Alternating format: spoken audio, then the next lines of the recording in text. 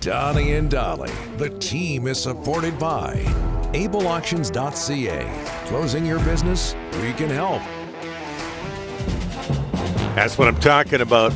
All of our guests today, including Ross Tucker, standing by, are sponsored by Basant Motors. Basant Motors celebrating their 32nd birthday with their anniversary sale. Choose one of 5 gifts with any vehicle purchase, including no GST. Get all the details at BasantMotors.com. As we bring in from the Ross Tucker Football Podcast, CBS Sports and Westwood One, Ross Tucker. How are you, sir? Awesome. What's up, fellas? How are you guys doing? Very well, very well. Okay, so I didn't know this, but okay, everybody's talking about Miami Dolphins. We'll get to that in a second. But the Chiefs adopt the Bears. Every 5 seconds, we see a shot of Taylor Swift. She's there with her buddy. Let's call him Travis Kelce. What's your connection to Taylor Swift? Yeah, she's from my hometown, Wyomissing, Pennsylvania. I think she lived there till she was like 14 or 15 in Wyomissing, which is in eastern Pennsylvania. It's an hour west of Philadelphia. And then I guess when it was pretty clear she was pretty talented, the family moved down to Nashville to give her a shot at the music career that she was her dream, and seemed like a pretty good call. I think it's going to work out, which reminds me, by the way, I think like 2015, maybe 2016, I was talking with her mom, and I said, you know, from 2001 to like 2007, I was like the most well-known person from Wyomissing. I said, but now Taylor's kind of overtaken me. And her mom looked at me dead serious and was like, well, you know, Ross, just keep working. I was like, think it's over? Like, I'm ready to take an L on that one. I mean, now she's like, even back then, but now she's like the most famous person in the world. It's pretty unbelievable. Like, it really is. I mean, she went to the same school I went to, same elementary school, same middle school, like, you know, the same like carnival, like she sang the national anthem. Like it's really bananas to see someone from a really small town like ours end up being like the most well-known famous person in the world. It's crazy. Are you still number 2 in the list, or somebody overtaking you for that position? I think so. Do you guys know who Alex Anzalone is? No. Can't say I do. Okay, good. Well, I'm glad so you are number research. 2. He's a starting middle linebacker and captain for the Detroit Lions, but that's okay. You guys don't need to know that. But he is from my hometown as well, and I've known him since he was really little, helped him with recruiting. He won a state championship, the only state championship for my high school, but really proud of him. He's in year 7, I think, which is how many years I got, but overcame a bunch of injuries. So he's like going to have a better football career than me. But I think because of all the media stuff I've done, I think probably more people know who I am than he is. But, I mean, if you put us together and multiplied it by 1 billion, Taylor Swift would still beat us. Okay, we'll do a better job of research. Hey, the Dolphins now 3-0, 70-20 over Denver. Is it too early to ask how far this team can go, Ross?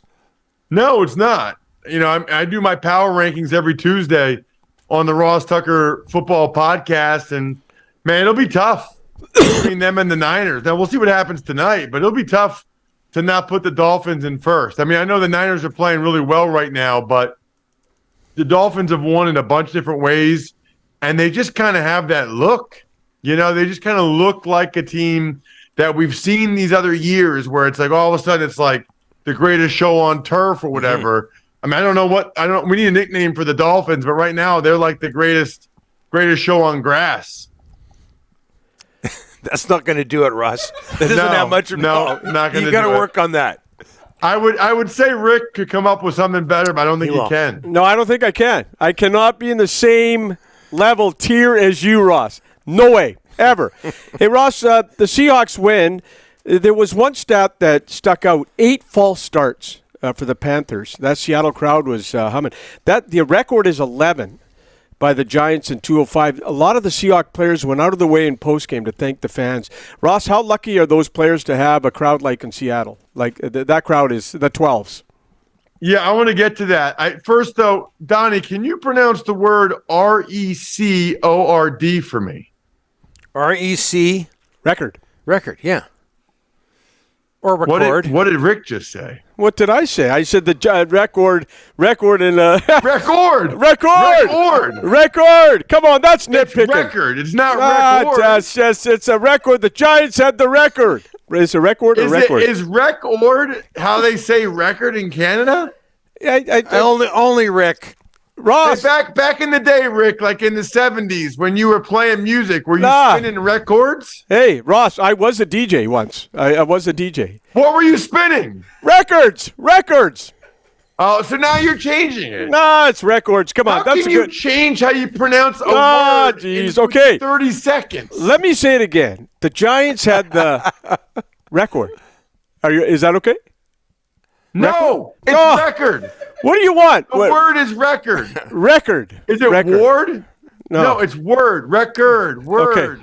All right. Anyway, I'll answer your question, Rick, because it's actually a good question. You always do something. Yes. That just can't make it normal. You just can't make it normal. Anyway, it's awesome.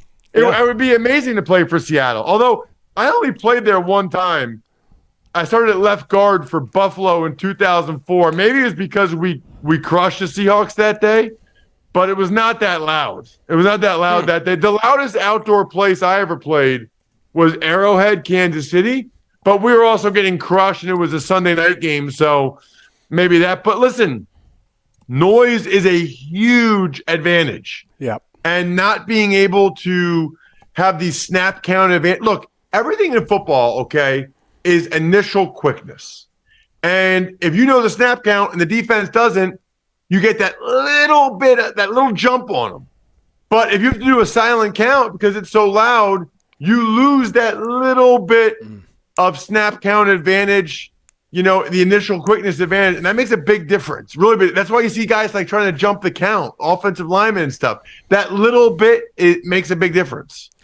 Ross, I want to go to the NCAA quickly because I thought what Oregon coach Don Lanning did, ripping Deion Sanders in that pregame speech, he said they're fighting for clicks, we're fighting for wins, and then they went out and pounded them.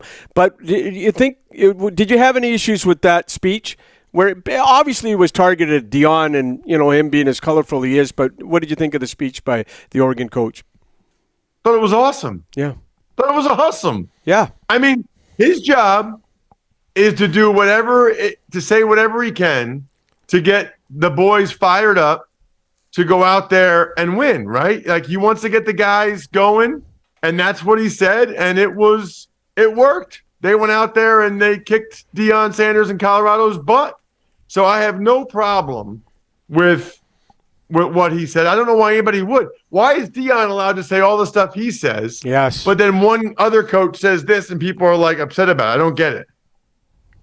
Is Usher, we were talking with Taylor Swift earlier. I know he's not from your hometown, but is Usher a good choice? Super Bowl halftime show, Ross? I feel like I haven't heard Usher's music in a while. Yeah. I will say this, though. This morning while I was working out, there was an Usher song on, and it was pretty good. I can't remember what it was right now, but it was pretty good. And I don't care. You don't need to be recent. Like, just play good songs. So I know he had good stuff back in the day. So play the good stuff from back in the day that I liked and I can remember, and then it'll be a good show. From my hometown, we've talked about this before. You've got Taylor Swift. I have Michael Bublé. Yeah. We have talked about that. Yeah. Yes. And I saw him in concert with my wife in Buffalo when I was playing for the Bills. It was like one of the first things we did after we got married. We got married. My wife moved to Buffalo. We went to see Bublé. Big fan. He's awesome. You just said Bublé. Yeah. Now, you're on him about record. How do you say it? Michael Bublé. Bublé. What did I say? Bublé. I'm only Michael bringing this up because you're on Rick. Yeah, you're Michael ripping Bublé. me. Yeah. You ripped me to shreds, Am I saying and you're it right, screwing up Michael Bublé. Sure, let's go with that. Probably. Listen, That's the last name of a dude from British Columbia who I haven't thought of in 10 years. Hey, Not like a word that people use all the time that's in the dictionary, like Rick. He has sold millions of records. Oh, man. You know what, Rick? I like that. You just brought it all together. Rick, that was your finest moment. Ryan, make sure you clip that, post that. That was Rick's finest moment on this show, tying it all together. Yes. Rick, you're not as dense as I thought you were. That was really witty and clever. And I take that as a compliment from you, Ross. Next week, Ross? Of course. Oh, what are you asking me? Next week? Are you asking what game I'm calling, or are we going to talk next week? We'll ask you to pronounce Buble again. Yeah. But, no, what game are you calling? Philadelphia, I'm guessing? No, I don't have any big one. It's Utah State, UConn college football on CBS Sports. I don't think I have an NFL game. I got to check. No, I don't think I do. You might want to get on that. All right, we'll talk to you next week. All right, see you, dudes.